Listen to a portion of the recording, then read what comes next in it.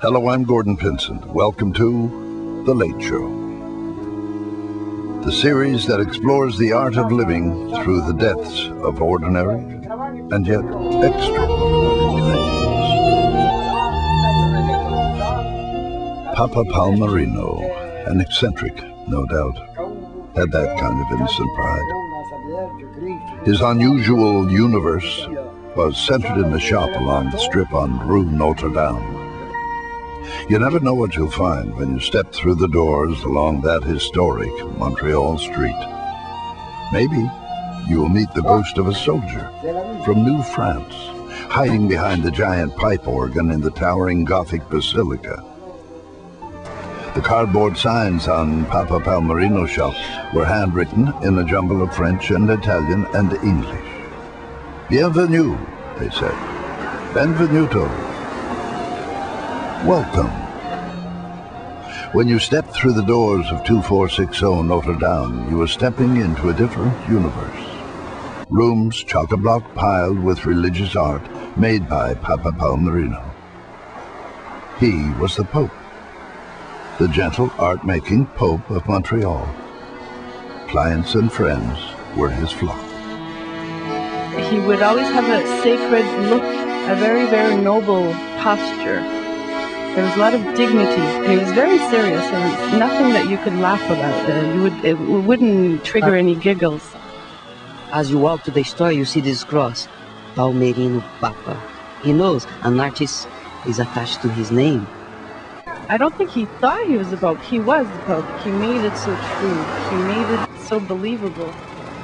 His boutique/studio was a mixture of a junkyard, a flea market, and a religious knick-knack store. He had glass box displays, shelving, things strewn on the floor, an old dog lying there, and then just the smells of all these things, the smells of old things.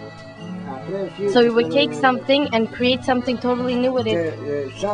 You would transform everything, give everything a new meaning. Palmerino wanted a wife.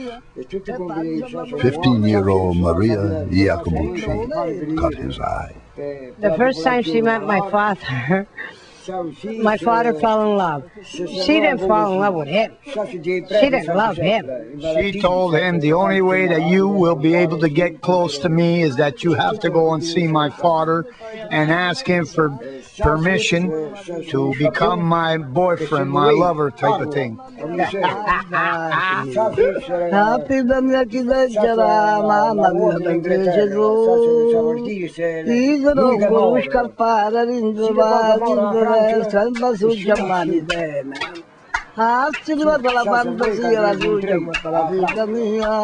got married in 1943, the 21st of June, 14th of February. 14th of February they got married.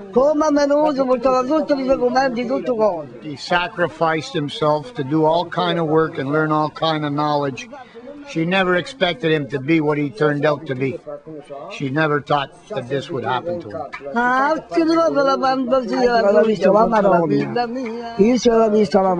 He got up one day and he told my mom that he visioned the Virgin Mary. And the Virgin Mary told him that he should believe in God, believe in Jesus. And he turned around and he gave up everything that he was doing, the repairs of this, the repairs of that, and he started obtaining, religious material, statues of the Virgin Mary, statues of Jesus, crosses. He was going up to St. Joseph's Oratory, picking up medallions, picking up holy water from the church, asking the priest to bless the water for him so he could bring it back to the store, so that he could give it to the people. He made a prayer room in the back of the store so people actually walked in, sat down, got on their knees and prayed with him, prayed to the Virgin Mary, prayed to the statues of Jesus and everything with him. They asked for his blessings. And he started making, more and more religious articles with his hands, Papa Palmerino was just over 5 feet tall and 100 pounds. He was an energetic elf-like man with a smile that stretched from ear to ear. He held court in his cluttered shop, dressed as the Holy Father, in his homemade hat and frock, spilling a constant stream of words. He would make these hats, these pope hats, with a lot of crosses, a lot of gold, a lot of red.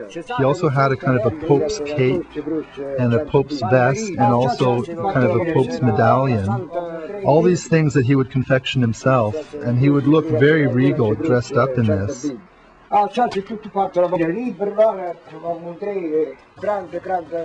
He was such an authentic character. There was not Palmerino, the Pope, and Palmerino, the man, the family man. There was just one person. He was always himself.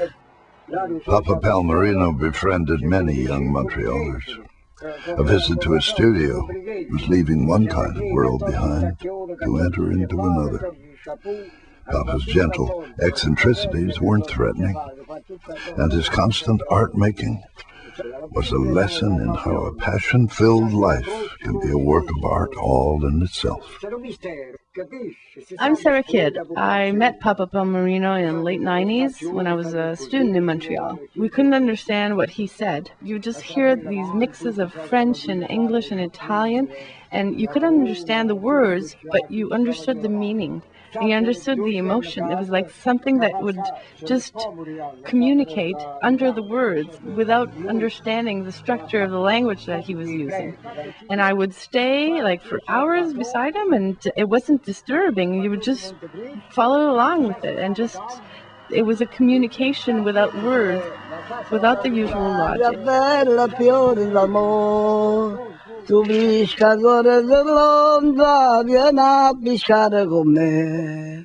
fisherman of love, you know. He went out fishing and he came back to buy me a ring so that he could marry me.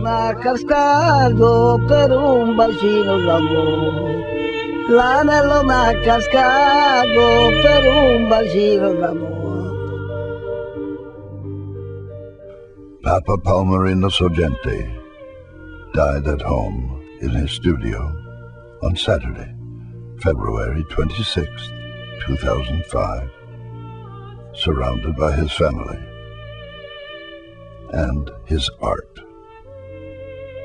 He was wearing his papal hat. My name is Valerio Marques. I'm from Brazil, and I met Papa Palmerino in 1997. When we were at Notre-Dame Cemetery, they were putting down the casket, and I felt really a charge of emotion. I wished that I could sing for him Ave Maria in Latin.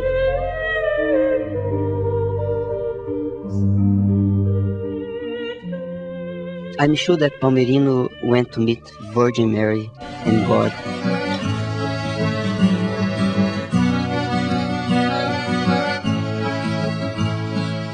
In the city of Montreal, it seemed like so natural for him to be with people.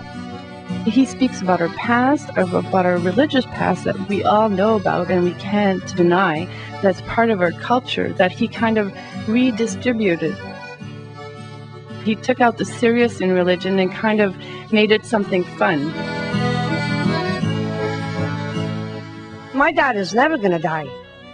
As long as I'm living, my dad is always going to be alive to me. His liberty felt good.